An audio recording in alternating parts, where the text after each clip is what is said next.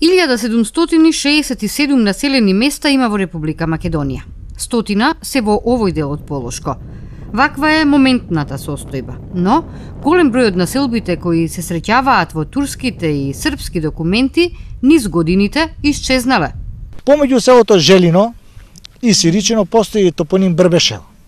Тоа е фактички селска населба која што се споменува во турските документи. Мештаните не ни знаат дека тоа е име на некогашно село. Во самото село Сиричино постои место Царичино, топоним кој што е на исто така на едно средновековно село кое што е викало Царичино. Дури преведувачите на турски документи го лоцираат кај Кашаник.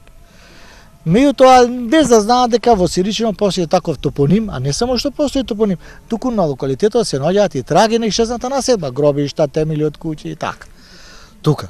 После понатаму одиме во меѓу Жилче и Требош. Имаме село Стајковци.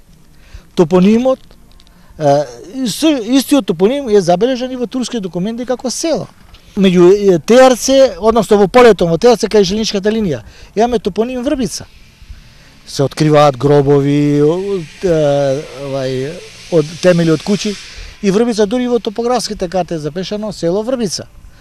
Без да знаат дека тука, знаат али не знаат од кога и како што се случило. Меѓутоа селото е попишано во 1460 година. Што се случува? Во 1560 година се спомена рајата на селото Врбица се расели. Сега земјата ја работаат рајата на Теарце, Пршовце, Бродец и Подбреѓе. Се тука се откри нешто друго. Бродец. Кој ли е тоа село сега Бродец?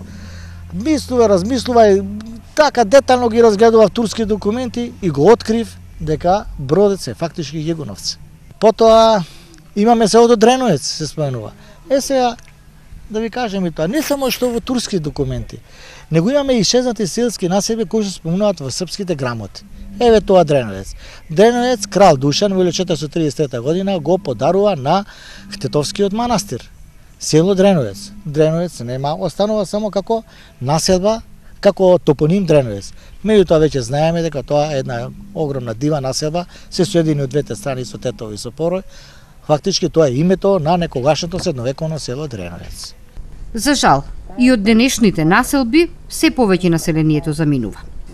Во град или во странство. Куќите остануваат празни, а опасноста од нивно исчезнување се поприсутна.